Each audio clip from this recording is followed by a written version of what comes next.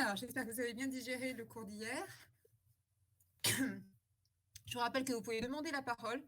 Alors, on va vérifier si ça marche. Est-ce que quelqu'un peut demander la parole? Clarisse, par exemple. Ah, bah voilà, c'est bon. Non, mais demandez pas tous la parole, hein. Donc, ça fonctionne. On va démarrer. Un petit mot d'abord à propos de l'enregistrement. Donc, à l'heure actuelle, il n'est pas possible apparemment de stocker sur le site de la classe virtuelle. Je pense que c'est un truc qui a été désactivé pour libérer de l'espace pour qu'il y ait plus de connexions possibles. Donc, normalement, c'était possible de stocker, mais ça paraît pas actif. Donc, je vais quand même valider l'option enregistrement et puis on verra s'ils le remettent après. Concernant les enregistrements que vous pouvez faire de façon personnelle, bah écoutez, j'aime autant ne pas savoir ce que vous faites derrière votre écran. Je suis pas là pour voir ce que vous faites. Donc, c'est vrai que ça peut être bien pour ceux qui n'ont pas la possibilité d'entendre ce que je dis. C'est bien de pouvoir se repasser le cours. Dans tous les cas, vous aurez la totalité des documents de cours à votre disposition. Donc, vous pouvez aussi travailler au maximum en autonomie.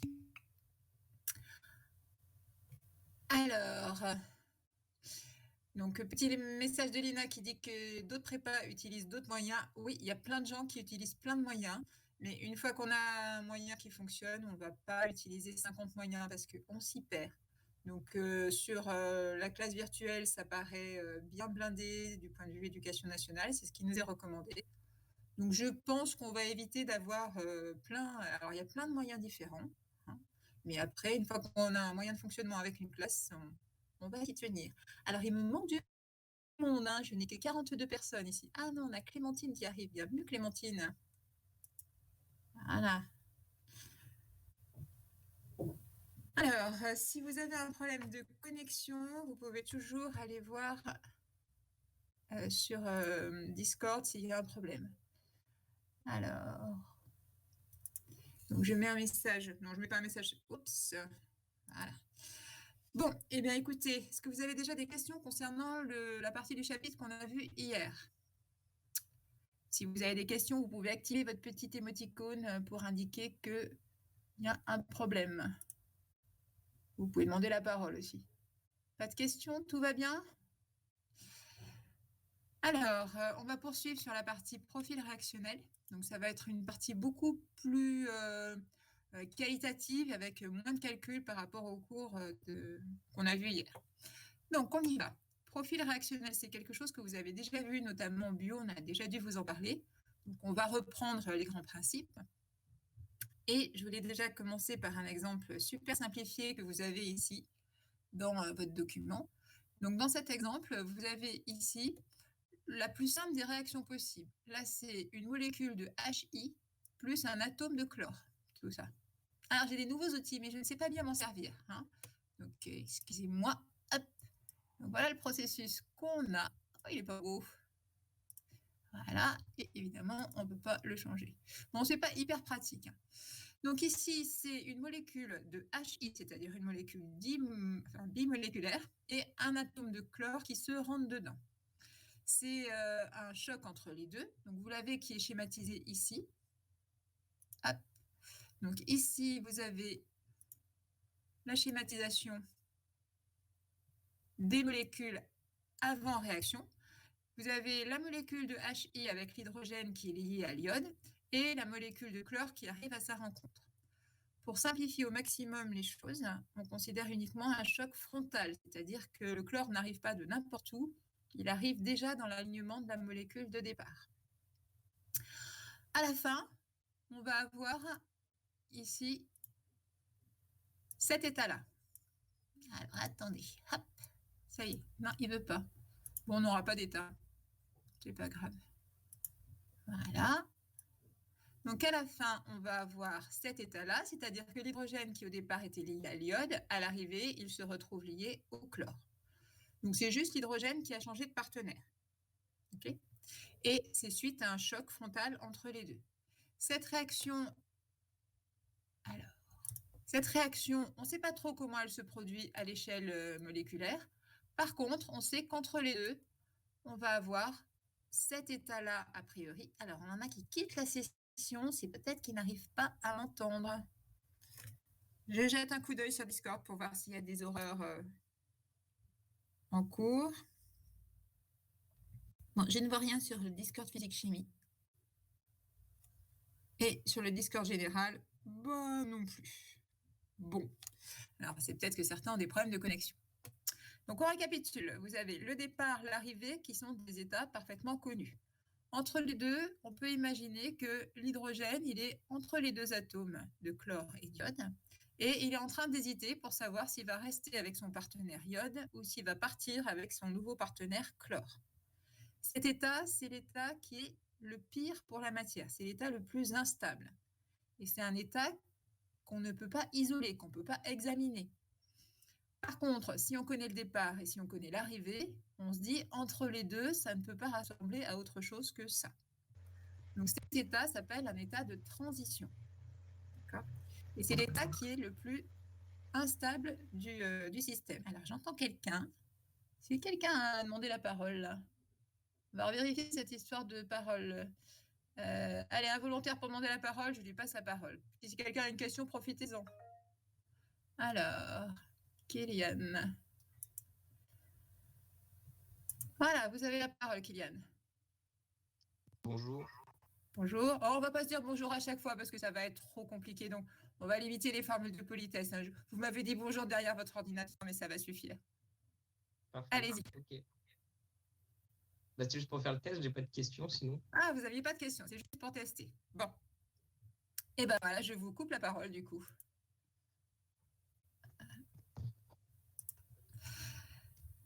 Donc cet état de transition, c'est l'état le plus instable.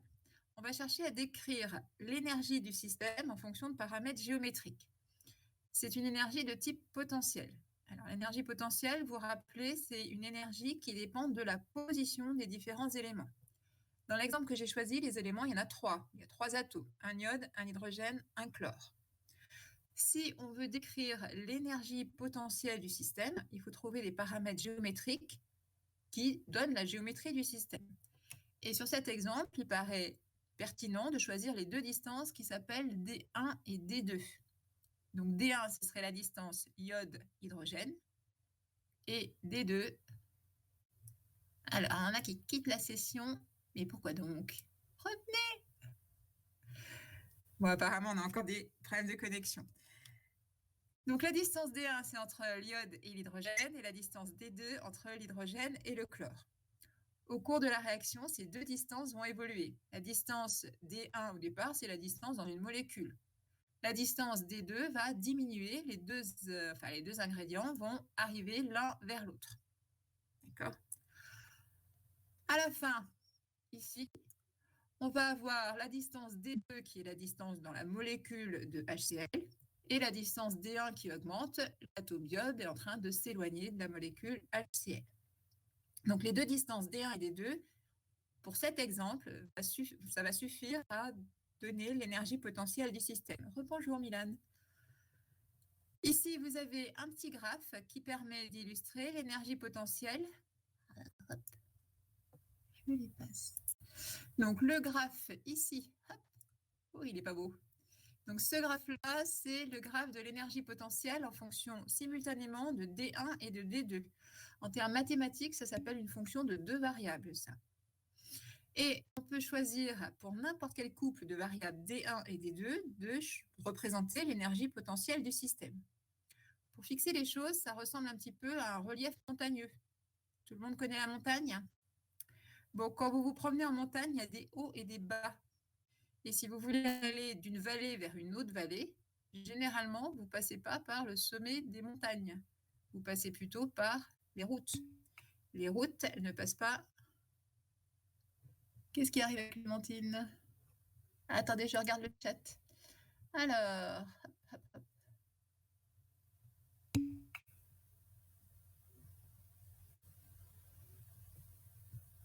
Bon, on reprend. Donc, je disais que les routes dans les montagnes ne passent pas par le sommet des montagnes, mais ça passe par plutôt ce qu'on appelle des cols. Donc un col, c'est un endroit qui est le plus élevé pour la route, mais qui n'est pas le plus élevé en absolu. Ça ne passe pas par le sommet des montagnes. Mais un col sur une route, c'est le point le plus élevé d'une route. faut imaginer que pour les molécules, c'est un petit peu le même principe. Ici, on va partir de l'état réactif.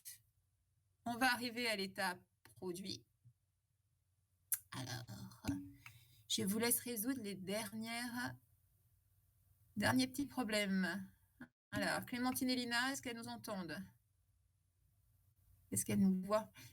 Est-ce qu'elles ont activé leur haut-parleur? Et est-ce qu'elles ont bien le navigateur Chrome? Parce que c'est c'est le navigateur recommandé. Hein. Ça ne fonctionne pas sur Chrome. Ah, Safari, il faut éviter. Donc peut-être qu'avec Chrome, ça marche mieux. Allez, tout le monde sous Chrome. Ce qui n'est pas très logique puisque le navigateur conseillé par l'Éducation nationale, c'est quand même Quant. Alors chez Roman, ça marche bien sur Safari, mais ça ne marche pas forcément chez tout le monde. Bon.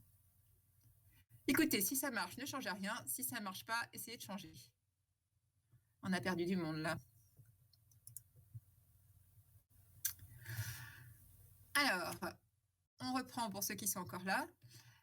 On disait donc qu'on va partir d'un état réactif et on arrive à un état produit.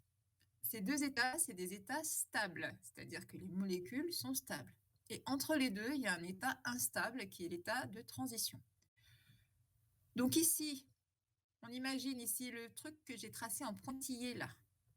Ça s'appelle la route. Donc les réactifs, pour devenir des produits, ils ne vont pas prendre n'importe quel chemin. Hein, ils ne vont pas se tournicoter autour pendant 1 heure, par exemple. Donc la route entre les réactifs et les produits, c'est une route qui passe par, si possible, les énergies pas trop hautes. Et cette route, elle est définie par les deux grandeurs D1 et D2. On va généraliser à partir de cet exemple hyper simplifié. Et cette route, on va l'appeler maintenant le chemin réactionnel, c'est-à-dire la route pour les espèces chimiques. Donc cet exemple, vous avez le droit de l'oublier, il est là pour introduire la suite. Donc, il permet de comprendre les choses dans un cas super simple, mais on va généraliser tout ça à quelque chose de beaucoup plus général, à une étape élémentaire. Alors, on passe à une étape, attention, élémentaire quelconque. Comme dans l'exemple simple précédent, l'énergie potentielle du système, ça dépend d'un ensemble de paramètres géométriques. Et la difficulté, c'est que les paramètres, il y en a beaucoup, puisqu'en fait, ça dépend de la position de chacun des atomes, de tous les constituants du système. Du coup, l'énergie potentielle, c'est une fonction d'une multitude de variables. Et on ne va certainement pas la tracer en fonction de toutes ces variables, c'est impossible. En revanche, le système chimique va évoluer sur un chemin réactionnel, il va prendre une certaine route pour passer de l'état réactif à l'état produit. Et cette route, c'est ce qu'on va reporter en abscisse des courbes qu'on trace. Donc la courbe qu'on appelle le profil réactionnel, j'en suis là. Alors, hop. Ah, j'ai fait une bêtise, excusez-moi. Marqué, on voit mieux. Hop. Donc le profil réactionnel, on en est ici. Le profil réactionnel, c'est la courbe qui représente l'énergie potentielle en fonction de CR, CR étant là le chemin réactionnel. On l'appelle CR comme chemin réactionnel ou coordonnées de réaction. C'est la même chose. Hop. Donc ici, cette route, elle permet d'avoir deux états particuliers. L'état réactif qui est... Donc l'état réactif, il est ici. L'état produit, il est ici. Donc chacun de ces états, aussi bien le réactif que le produit, a une énergie potentielle parfaitement déterminée. Et en plus, cette énergie potentielle, c'est un minimum, c'est-à-dire c'est un creux. Donc ça correspond à une énergie d'un état stable. Entre les deux, il y a une route qui va forcément commencer par monter. Donc cette route s'appelle le chemin réactionnel. On va monter, c'est-à-dire que l'énergie va devoir augmenter. Puis on arrive à l'état le plus haut qui est ici.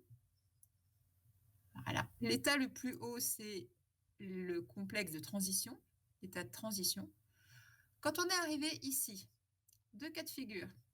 soit le système peut redescendre et redevenir réactif. Dans ce cas-là, il ne s'est rien passé. Soit le système peut descendre, mais devenir produit. Et dans ce cas-là, il y a eu réaction.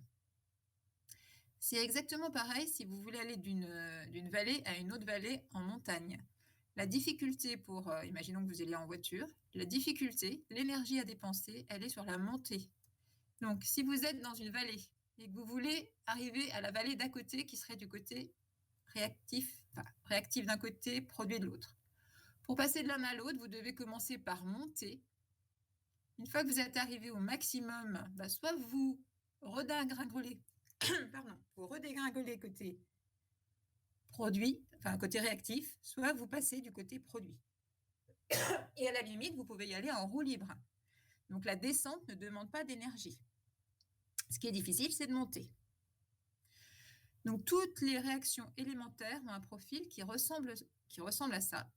Et donc c'est là qu'on voit ce qu'on a déjà vu, qui s'appelle l'énergie d'activation.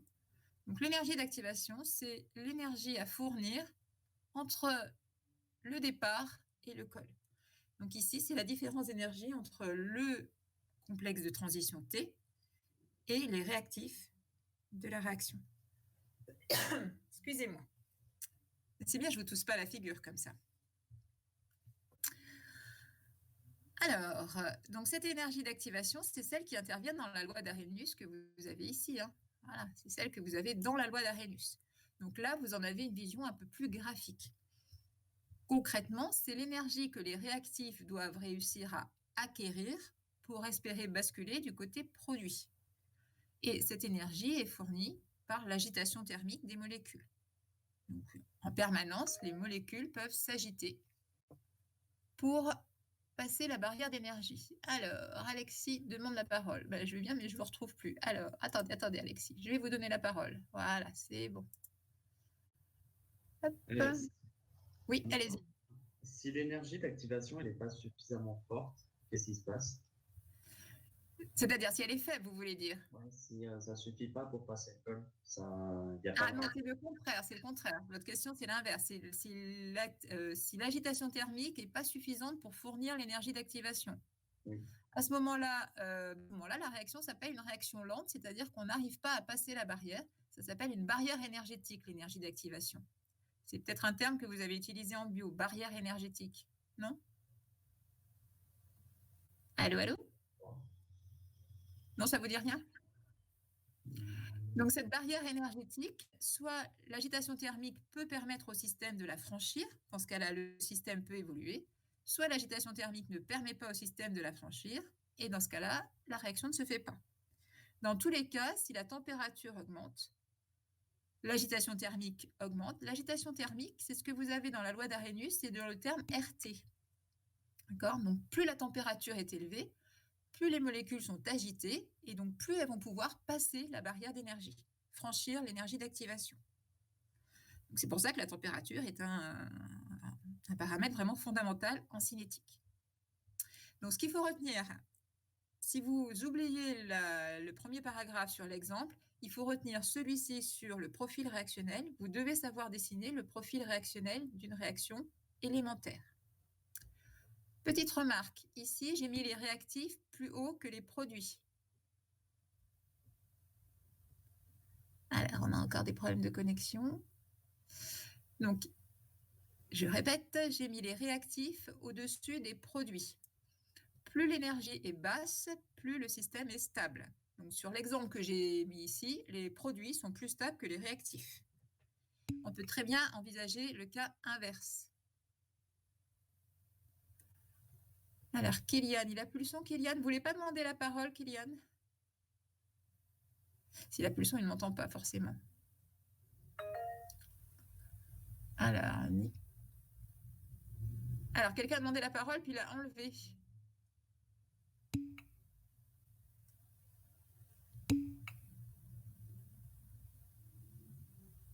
Voilà. Bon, si Kylian ne nous entend pas, il ne va jamais pouvoir demander la parole. Ah, excusez-moi. J'ai cafouillé. Hop. Attendez.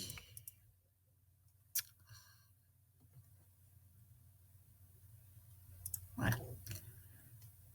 Bon, on continue. Hein. Les aléas techniques sont inévitables. Alors, on passe à la suite. Oui, si je disais juste, on peut avoir l'inverse, c'est-à-dire que les réactifs peuvent être indifféremment plus hauts ou plus bas que les produits. Et on verra après ce qui se passe.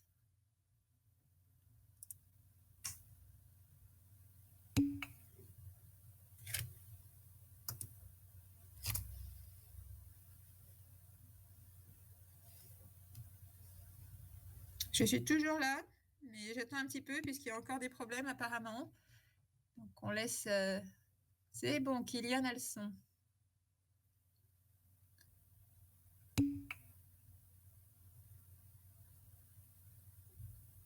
Allez, on a au moins une personne de plus qui a le son. Alors, Lina, c'est bon. Si vous avez une mauvaise connexion, vous pouvez avoir des sautes du son aussi. Hein. Selon où vous êtes, si vous avez un petit débit Internet, forcément, le son ne va pas être terrible.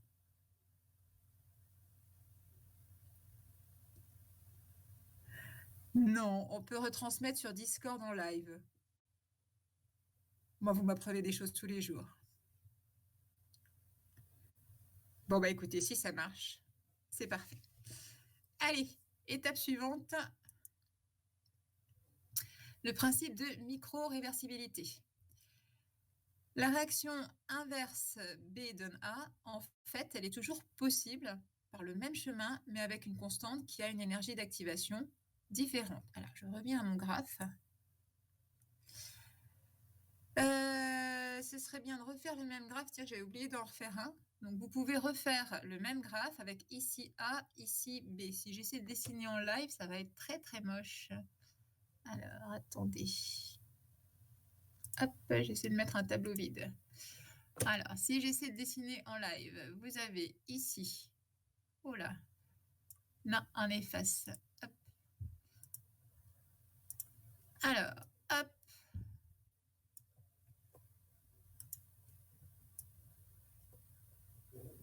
Voilà. Hop.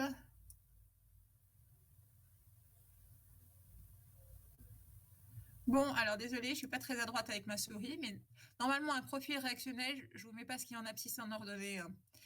Ça part de réactif et ça arrive à des produits. Entre les deux, normalement, ce n'est pas aplati comme ça. Si j'efface, je suis obligée d'effacer tout. Bon. Si ici, on a A. Si ici, on a B. On va pouvoir définir une énergie d'activation. L'énergie d'activation pour passer de A à B, ce serait celle-ci.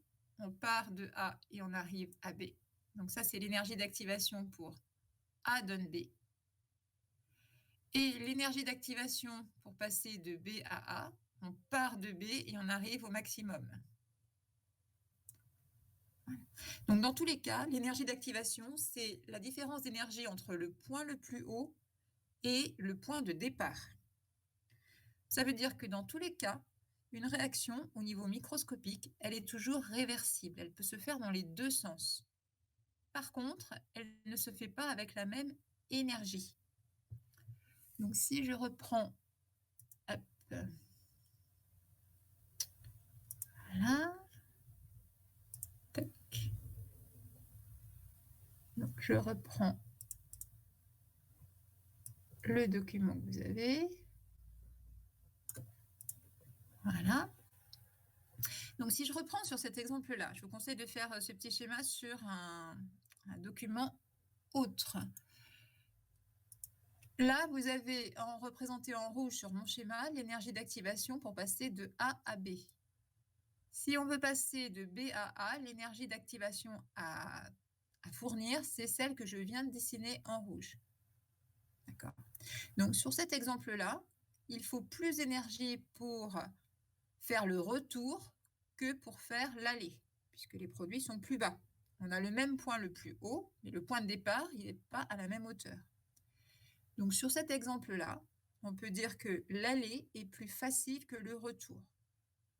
Et point important, Facile en cinétique, c'est synonyme de rapide. Si c'est facile, ça va aller vite. De la même façon, difficile, c'est synonyme de lent.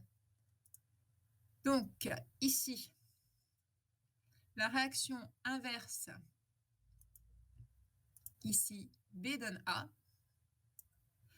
elle est possible, mais elle ne demande pas la même énergie que la réaction A donne B. Dans tous les cas, vous pouvez, à partir du profil réactionnel, évaluer l'énergie d'activation de la molécule, enfin du processus.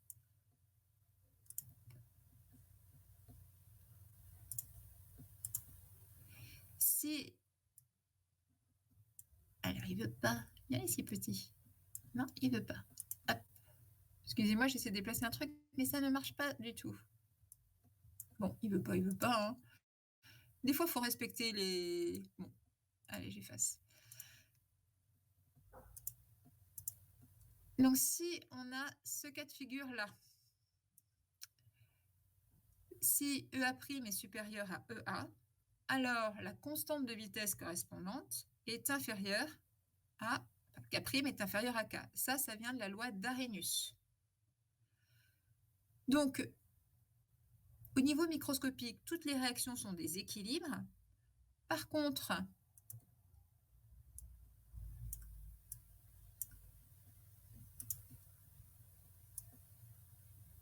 si on a un gros écart entre les deux, donc c'est ce cas de figure-là, donc si EA' est très supérieur à EA, ça veut dire que l'aller est beaucoup plus rapide que le retour, et c'est en fait le cas où on peut considérer que la réaction est totale.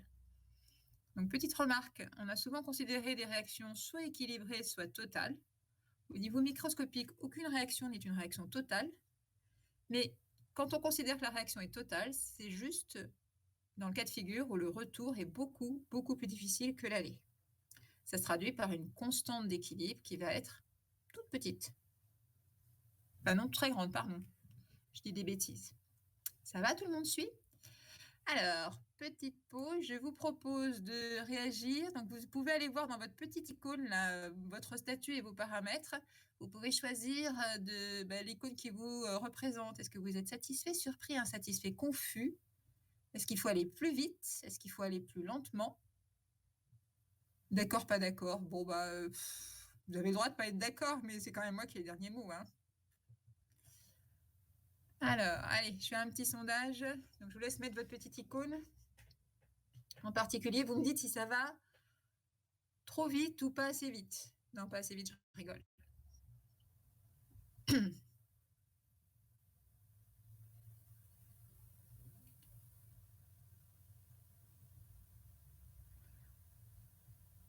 Alors, il y en a 3 qui sont confus. Si vous êtes confus, vous pouvez demander la parole et puis expliquer ce qui vous donne des confusions. Ah bah du coup, il n'y en a plus qu'un qui est confus. Ah non, vous ne voulez pas donner la parole. Ok. Bon, allez, on continue.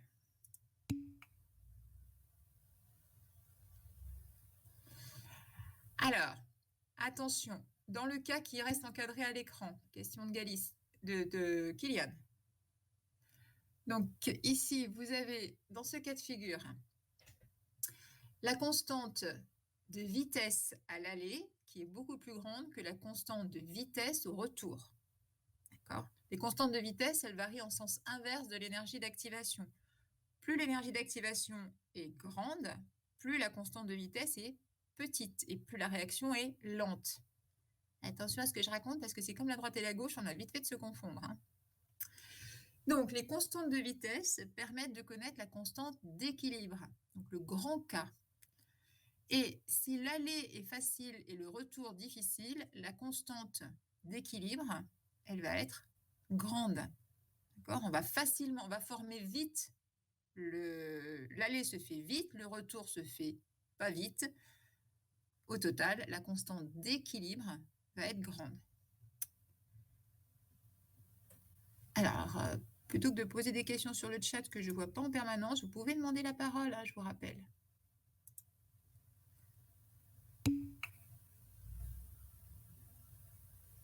Donc là, ce paragraphe 2 concernait des étapes élémentaires. quand on étudie une réaction bilan, elle est souvent formée de plusieurs étapes élémentaires. Donc, on va regarder ce qui se passe quand on a 2 étapes élémentaires. Donc, mécanisme avec 2 étapes élémentaires. Donc, on va avoir un bilan. J'ai un problème sur le bilan. Alors, attendez. Vous pouvez me dire si vous voyez des choses bizarres à l'écran. Il y a apparemment des signes qui ne passent pas. Si c'est le cas, je peux mettre le document en PDF. Je dois l'avoir en PDF. Alors, je vais reprendre le même document en PDF, ça doit être mieux. Ouais, c'est les flèches qui ne se passent pas. Alors, on y va. On va changer. Oui, c'est un problème de conversion en fait. Sur ma classe virtuelle, ça accepte les formats PowerPoint, mais ça ne traduit pas tout.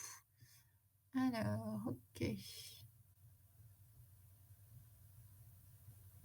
Voilà, alors on va prendre la bonne. Et celle-ci, et du coup, il faut que je zoome. Non, on en est là. Alors par contre, au niveau format, voilà. Ah, c'est beaucoup plus joli comme ça. Alors, on récapitule. On va étudier une réaction qui serait A 20B. Elle est là. Ça, c'est ce qu'on étudie. Oups. Cette réaction, on va la décomposer. Donc ça, c'est la réaction bilan. Ce bilan se décompose en 2 étapes qui sont ici.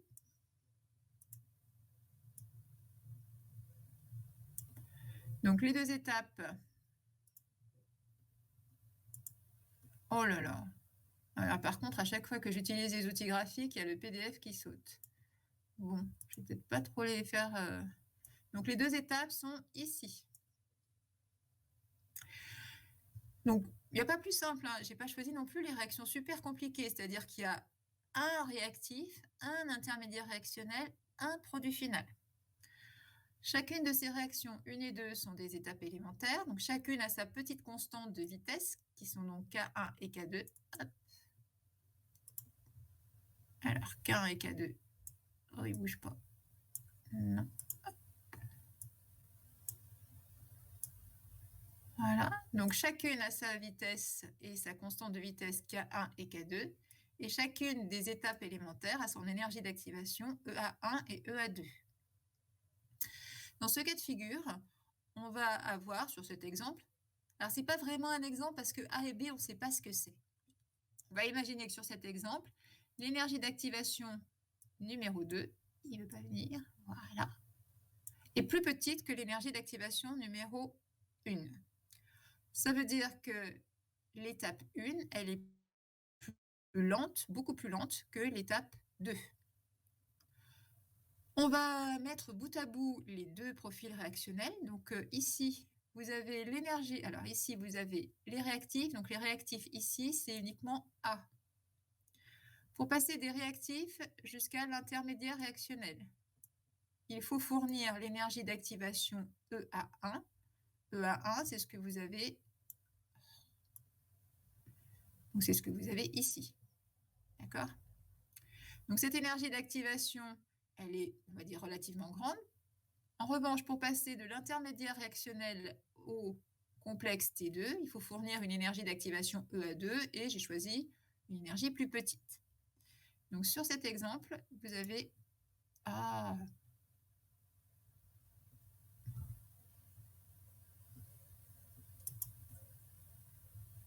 Voilà. Donc sur cet exemple, l'intermédiaire réactionnel se forme lentement. Il faut une forte énergie d'activation pour le faire. En revanche, il est consommé rapidement. Il faut une petite énergie d'activation pour faire la réaction 2. Donc ce profil réactionnel correspond exactement au cas où l'AEQS est valable, c'est-à-dire un intermédiaire formé difficilement, consommé rapidement. Attention, l'intermédiaire réactionnel, il ne faut pas le confondre avec les états de transition. C'est un vrai état, c'est une vraie molécule, hein, l'intermédiaire réactionnel. Donc ça existe et ça correspond à un minimum d'énergie potentielle. À l'inverse, les trucs que j'ai appelés T1 et T2, en clair, les complexes de transition, Ça, c'est des états qu'on ne peut qu'imaginer. On ne peut pas les isoler. C'est l'état très instable du système. Il est vraiment au sommet de la côte. Il est en train de se demander s'il va basculer à droite ou à gauche. Donc, on ne peut pas geler le système et examiner la structure de T1 et de T2. En revanche, l'intermédiaire réactionnel, on peut le geler et on peut l'examiner. On peut faire des analyses dessus. Il ne faut pas confondre les deux. Alors, je vous dis ça parce que, en particulier en biologie, très souvent, il y a des choses qui s'appellent complexes de transition.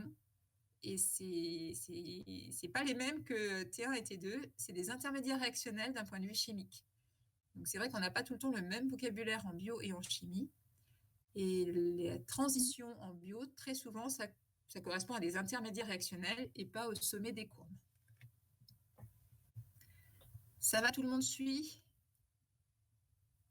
S'il y en a qui sont perdus, vous pouvez activer votre profil en disant quelle horreur. Non, il n'y a pas le profil quelle horreur. Bon, je n'ai pas. Allez, on passe à la suite. Donc, ah non, j'en ai oublié un morceau. Ah oui, c'est le PDF qui est comme ça. Ok. Donc, pour la suite, on va voir le postulat dit de Hamon, qui est un postulat qualitatif qui normalement se comprend bien. Écoutez, il dit simplement que s'il y a une petite variation d'énergie du système, il y a une petite variation de la structure moléculaire du système. Autrement dit, si vous voulez tout casser dans une molécule, c'est possible, il va falloir beaucoup d'énergie. En revanche, si vous avez une petite modification moléculaire, ça demande une petite variation d'énergie. C'est de la logique imparable. Du coup, ça permet de se dire que les complexes de transition T1 et T2, on ne connaît pas leur structure, mais si vous la regardez sur le profil, la structure de T1 et T2, voilà, T1 et T2 est ici, bon, ça ne marche toujours pas. Voilà, T1 et T2 sont ici. D'un point de vue énergétique, T1 est quand même beaucoup plus proche de l'intermédiaire réactionnel que du réactif. Ce que dit le postulat de Hamon, c'est que, logiquement, sa structure doit être plus proche de celle de l'intermédiaire que de celle du réactif. Bon, pas grand-chose de plus là-dessus. Alors, cinquièmement, notion de contrôle cinétique ou thermodynamique. Il n'y a un panneau danger, ça doit être que c'est compliqué à comprendre. Donc ici, on va s'intéresser au cas des réactions dites parallèles ou concurrentes, celles que j'avais évoquées dans le chapitre 2 de cinétique. Je rappelle ce que c'est. Des réactions sont dites concurrentes quand on part des mêmes réactifs, mais qu'on obtient des produits différents. Donc c'est ce que vous avez sur l'exemple ici. Vous avez pour ces deux réactions une concurrence, c'est-à-dire qu'à partir du même réactif A, on va avoir soit le produit B, soit le produit B'. Chacune de ces réactions a sa petite constante de vitesse et son énergie d'activation qui lui est propre. Donc pour chacune, on a une constante petit k et une énergie d'activation. Et il y a concurrence, c'est-à-dire qu'on aimerait bien savoir lequel des deux va se former. Alors ça, c'est le cas général. Excusez-moi.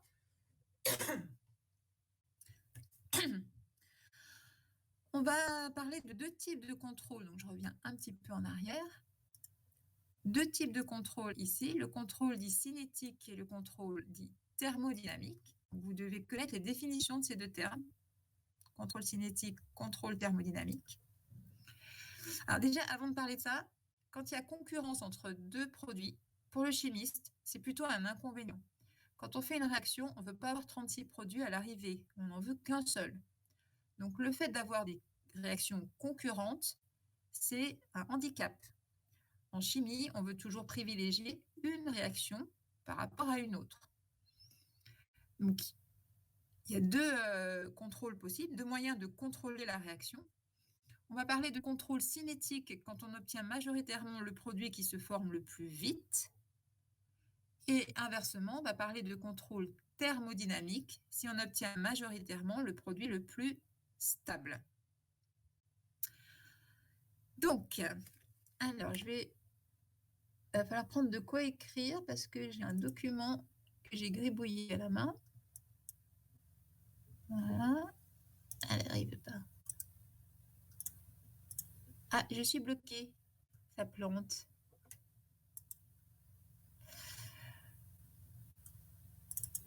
Non, ça plante pas, c'est que ça demande un certain délai. Voilà. Ça y est. Alors, donc on reprend les deux réactions dites concurrentes. A va donner au choix soit B, soit B'. Et on superpose sur le même profil réactionnel les deux profils des réactions. Donc, premier cas de figure que vous avez ici, dans le premier cas, si vous regardez le profil, l'espèce A est plus... non, pardon. Ah, on s'en fiche. On va regarder les produits B et B'. On peut remarquer sur ce profil que B est plus bas en énergie que B'. Donc, on peut en déduire que le produit le plus stable, c'est B. Ah, je peux faire un sondage pour vous demander des questions en oui ou non. Je verrai ça plus tard. Donc, sur le profil du premier cas, le produit B, c'est le produit le plus stable. Et si maintenant on regarde les énergies d'activation, oh là. Donc, si on regarde les énergies d'activation, ah oui, d'accord, je comprends pourquoi ça cafouille. Donc, si on regarde les énergies d'activation, on se dit qu'il y a des énergies qui sont différentes. Là, l'énergie EA est plus petite que l'énergie EA'. Donc, dans ce premier cas de figure, le produit thermodynamique, c'est le produit le plus stable, c'est B. Et le produit cinétique, c'est celui qui se forme le plus vite, c'est B aussi. Donc, B, c'est à la fois le produit qui se forme le plus vite et qui est le plus stable. Est-ce que tout le monde comprend ce que ça veut dire, le produit qui se forme le plus vite? S'il y en a qui n'ont pas compris, c'est le moment d'intervenir. Donc, le produit qui se forme le plus vite, c'est celui qui a la plus petite énergie d'activation. Alors, Alexis est perplexe. Bon, les autres sont totalement inactifs. Donc, pour Alexis, le produit qui se forme le plus vite, c'est celui qui a la plus petite énergie d'activation. Donc, vous pouvez corriger votre profil une fois que vous avez compris. Allez. Alexis, allez-y. Mais le produit qui a justement la plus basse énergie d'activation, c'est pas A là? Alors, il n'y a pas l'énergie d'activation, ça ne concerne pas un produit, ça concerne une réaction. Donc, quand vous parlez d'énergie d'activation d'un produit, ça ne veut rien dire. L'énergie d'activation, c'est ce qu'on appelle aussi la barrière énergétique, ça concerne un processus, donc une réaction chimique. Ici, l'énergie d'activation du processus A donne B est plus petite que l'énergie du processus A donne B'. En clair, il est plus facile de faire B que de faire B'. Et pour ça, on regarde les valeurs des énergies d'activation. À chaque fois, vous partez de A et vous allez jusqu'au point le plus haut. C'est plus clair comme ça? Oui, j'ai compris. Donc, ici, si vous ne regardez pas l'état final, vous regardez que les énergies d'activation. Ah, ce qui vous embrouille, c'est que j'ai peut-être mis EA' un peu trop à droite. Mais EA', si vous voulez, je vous le dessine, c'est de là jusqu'à là. Ça, c'est EA'. D'accord? Et EA, bon, il est un petit peu mieux placé. Donc, il faut plus d'énergie pour faire B', donc c'est plus long. Et le premier cas, on va peut-être en faire le tour. Le produit B, il est à la fois le plus stable et il se forme aussi le plus vite. La conclusion du premier cas, c'est que, a priori, quelles que soient les conditions expérimentales, on aura majoritairement le produit B. Et en pratique, dans ce cas de figure, il n'y a pas vraiment de concurrence. On peut parfaitement former le produit B et oublier le produit B'. En revanche, dans ce cas de figure, on n'a aucun moyen d'obtenir le produit B'. Donc, on espère que c'est le produit B qui est le produit intéressant. Cas de figure numéro 2. Donc, c'est là.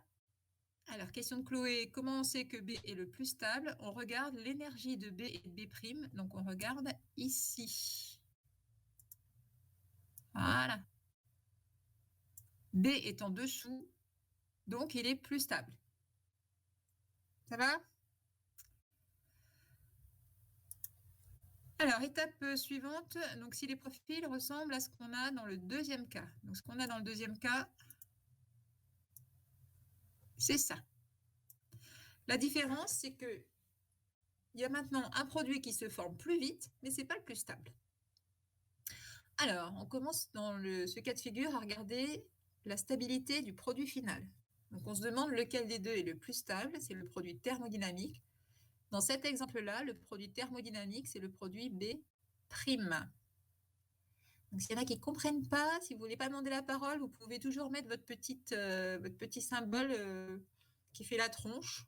Je verrai qu'il y a un problème. Donc, pensez à signaler les problèmes au fur et à mesure. Hein. C'est pour ça qu'on fait cours en audio, sinon je vous aurais tout donné par document et vous vous débrouillez avec. Donc, sur cet exemple, B' est plus stable que B. Donc, B', c'est le produit thermodynamique. En revanche, quand on regarde les vitesses de formation, donc l'énergie d'activation, le EA', je vous le redessine ici, c'est cette flèche-là. Donc, on s'aperçoit qu'il est plus facile de former B que de former B'. Je ne sais pas si vous avez remarqué, mais j'utilise indifféremment facile et rapide. Bah oui, c'est synonyme. Donc, facile et rapide, c'est pareil. Donc, le produit qui se forme le plus vite, sur cet exemple, c'est le produit B. Et le produit qui se forme le plus lentement, c'est le produit B'. Alors, Juliana, si vous êtes en train de regarder la plus petite énergie potentielle, c'est pour le produit thermodynamique. Question de Manon, dans le cas 1, le produit B, il est thermodynamique parce qu'il est plus bas en énergie. Donc, le produit B'. Oui, si vous mettez vos questions sur le chat, a priori, je les vois apparaître, donc ça peut...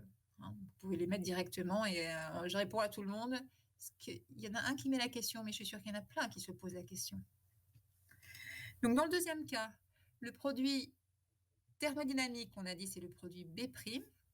En revanche, le produit cinétique, dans le deuxième cas, c'est le produit qui se forme le plus vite, c'est-à-dire le produit B. Donc, suivant le type de contrôle qu'on va mettre en œuvre, j'ai oublié de dire, c'est le chimiste qui maîtrise le contrôle. Hein. Donc, c'est l'opérateur qui va choisir de se placer dans un cadre contrôle cinétique ou thermodynamique. Donc, si on est en contrôle thermodynamique, on va former plutôt B'. Et si on est en contrôle cinétique, on va former plutôt B. Sur les deux cas, c'est le deuxième cas qui est intéressant, puisque là, il y a une vraie concurrence. Le cas intéressant, c'est quand les produits cinétiques et thermodynamiques ne sont pas les mêmes. Et donc, ça permet de choisir quel est le produit qu'on va effectivement former. OK? Alors, je reviens sur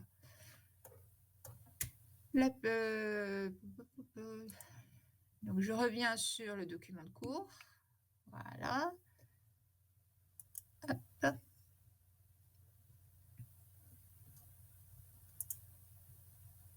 il y a toujours un petit délai, hein, mais ça va apparaître. Ça vous permet de bien comprendre les histoires de cinétique, thermodynamique.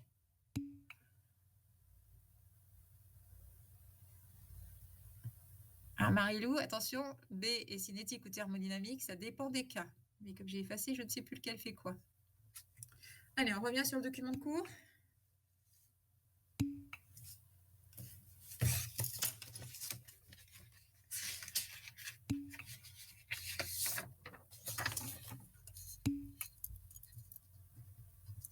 Alors, on récapitule pour tout le monde. Dans le premier cas, le produit thermodynamique et cinétique, c'est le même produit, c'est B. Donc, les réponses aux questions, c'est B et B. Le document que je vous ai passé, là, vous l'avez sur le drive. Hein. Je l'ai mis sur le drive. Il doit s'appeler contrôle cinétique et thermodynamique. Enfin, ça prend pas longtemps à dessiner, puis ça mobilise votre mémoire. Vous savez, la mémoire du geste, là, c'est bien. Dans le deuxième cas, le produit thermodynamique, c'est B' et le produit cinétique, c'est B. Alors, on revient sur le document. Donc, en pratique, lequel se forme dans quelles conditions? Le produit cinétique, c'est toujours celui qui sera majoritaire au début du processus. Bah oui, c'est normal, il se forme plus vite, donc au début, il y en a plus. Hein. Inversement, le produit thermodynamique sera toujours le produit majoritaire à la fin d'un processus. Donc, le moment début et fin, bah, au début, ce sera le produit cinétique et à la fin, ce sera le produit thermodynamique dans tous les cas. Alors, qu'est-ce que le début et qu'est-ce que la fin? Bah, tout dépend de la réaction. Le début, ça peut être les premières secondes, les premières minutes, les premières heures. Ça dépend un petit peu des paramètres cinétiques. Mais dans tous les cas, on aura au début plutôt le produit cinétique et à la fin plutôt le produit thermodynamique. Autre paramètre important, le paramètre température. Donc si on augmente la température, on va favoriser dans tous les cas tous les processus, donc ça va aller plus vite. Si on augmente la température, on arrive plus vite à la fin, on va dire. Et donc, à basse température, on va favoriser le produit cinétique et à haute température, on va favoriser le produit thermodynamique. D'accord ? Alors, cette partie contrôle cinétique, contrôle thermodynamique, c'est une partie qu'il faut bien comprendre parce que c'est un cas fréquent et on en reparlera en chimie organique. Okay, donc, vous aurez le temps de vous y replonger plus en détail. On passe à la suite. Alors, la catalyse. Alors, la catalyse n'apparaît pas en clair dans les programmes officiels de BCPST, mais vous en voyez quand même. Hein, le terme catalyse est connu depuis le lycée et en bio, vous faites pas mal de réactions catalysées. Enfin, vous voyez pas mal de réactions catalysées. Donc, ça rentre dans le cadre des mécanismes, mais vous n'avez rien de très détaillé, on va dire, à connaître sur les catalyseurs. Donc, on va déjà rappeler quelques définitions. Donc, un catalyseur, c'est une substance qui accélère une réaction chimique et qu'on retrouve inchangé à la fin. Il n'apparaît pas dans l'équation bilan. Il est consommé puis régénéré. Donc, en pratique, ça veut dire qu'on n'en met pas beaucoup. Et il ne change pas l'équilibre final. Donc, il accélère, mais il ne change pas les proportions à l'équilibre. Il ne change pas la constante d'équilibre. On va différencier deux types de catalyse. Soit la catalyse homogène, ici. Catalyse homogène, c'est celle qu'on peut vous faire étudier sur un exercice, c'est-à-dire que tout est dans une seule phase, soit liquide, soit liquide. Donc, pour vous, pour qu'il n'y ait qu'une seule phase, ce sera la phase liquide. Et pour la phase gazeuse, ça peut exister dans l'atmosphère. Donc, par exemple, les CFC, vous avez entendu parler des CFC, c'est les chlorofluorocarbones qui ont été pas mal mis en cause pour la destruction de la couche d'ozone. C'est des espèces qui catalysent la décomposition de l'ozone. L'ozone, c'est bien en haute altitude, ça nous protège, et c'est pas bien à basse altitude où ça nous pollue. Mais c'est embêtant si on va détruire l'ozone à haute altitude. Donc, catalyse homogène, le catalyseur, en pratique, c'est une espèce qui sera dans la même phase liquide que le reste du système. Donc, c'est le cas général des réactions en cinétique. Hein. Vous avez étudié les réactions en phase homogène. Et on peut maintenant regarder la catalyse hétérogène, on en dit juste un mot. Ça veut dire qu'il y a au minimum 2 phases, et en pratique, ça veut dire que le catalyseur sera sous forme solide. Alors, le catalyseur, ça va changer le mécanisme. Ah oui, il faut bien qu'il participe, donc il va modifier le mécanisme. En général, ça rajoute des étapes, mais ça va par exemple remplacer un processus en une étape lent par un processus en 2 étapes, toutes les 2 rapides. Donc, ça multiplie le nombre d'étapes, mais ça remplace des étapes lentes par des étapes rapides. Le fait que le catalyseur soit là, ça n'empêche pas la réaction sans catalyse de se faire. Donc, les 2 mécanismes avec et sans catalyse coexistent, mais c'est ce que vous avez ici. Hop. Donc, la vitesse ici, ça correspond au mécanisme catalysé plus le mécanisme non catalysé. Si vous avez 2 robinets qui font un produit, eh ben, le débit global, ça va être la somme des débits de chaque robinet. C'est un peu comme ça. En revanche, en pratique, si on fait intervenir une catalyse, ça veut dire que la réaction non catalysée est lente. Et du coup, la vitesse, c'est à peu près la vitesse du mécanisme catalysé. Vous avez une petite illustration du profil réactionnel dans le cas d'une catalyse homogène. Et donc, en dessous, vous avez le schéma réactionnel, le mécanisme qui est illustré. Donc, ici, vous avez sur le profil réactionnel d'une étape non catalysée, donc avec une forte énergie d'activation. Si on catalyse, c'est que la réaction est lente. Et avec un catalyseur, on va remplacer une étape lente par ici 2 étapes, toutes les deux beaucoup plus rapides que l'étape sans catalyse. Vous avez ici un exemple de mécanisme avec catalyseur. Donc le catalyseur s'appelle C, le bilan c'est A donne B. Première étape, donc c'est juste pour illustrer. Première étape, à partir de A et de C, on va former un intermédiaire réactionnel. Et cet intermédiaire réactionnel va former le produit final et le catalyseur régénéré. Et en dessous, vous avez un exemple de résolution, un exemple de traitement. C'est exactement la même méthode que dans ce qu'on a vu hier. On peut exprimer la vitesse de la réaction bilan et on va chercher à l'exprimer en fonction des espèces du bilan et en plus de la concentration du catalyseur. Donc la vitesse de la réaction bilan, ça va être soit moins dA sur dt, soit plus dB sur dt. C'est ce que vous avez ici. Oh, désolé, ça saute. Eh bien, arrête un peu. Voilà. Donc ça, c'est la définition de la vitesse pour le bilan. Et on va choisir, par exemple, de l'exprimer avec ça. Ça correspond à la vitesse de l'étape 1. Donc là, il y a une étape qui est sautée dans votre document. C'est moins dA sur dt qui est égal à plus la vitesse... non, pardon. C'est plus dB sur dt qui est égal à plus la vitesse V2. Donc ça, c'est la vitesse V2 que vous avez. Et c'est en utilisant dB sur dt. B n'intervient que dans l'étape 2 où il est effectivement créé à la vitesse V2. Comme on l'a vu hier, on va éliminer l'intermédiaire réactionnel. Pour ça, on utilise l'outil AEQS, donc la dérivée de l'intermédiaire réactionnel par rapport au temps. Oh, mais merde ce truc. Donc la dérivée de l'intermédiaire réactionnel par rapport au temps, ça vaut 0. Cet intermédiaire réactionnel, sa vitesse de formation, c'est V1 moins V'1 moins V2. Il est formé par le sens 1 direct, consommé par l'étape 1 retour, consommé par l'étape 2 retour. Donc on l'exprime avec la loi de Bantoff et on isole la concentration de l'intermédiaire qui est là. Et on reporte dans la loi de vitesse, on obtient ça. On peut remarquer que la vitesse ici est proportionnelle à la concentration du catalyseur. Toute la partie constante qui est devant, c'est-à-dire K1, K2 sur K'1 plus K2, on peut rassembler ça sous forme d'une constante KC. Et donc la réaction, elle est proportionnelle à la concentration du catalyseur. Ça veut dire que plus on met de catalyseur, plus ça va vite.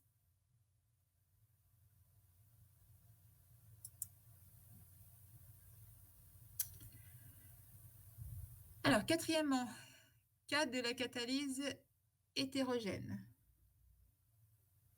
Alors, je regarde ce qu'il nous reste à faire. Bon, j'avais prévu d'arrêter le cours à 11 h. Et donc, il est 11 h. Mais j'ai un peu traîné.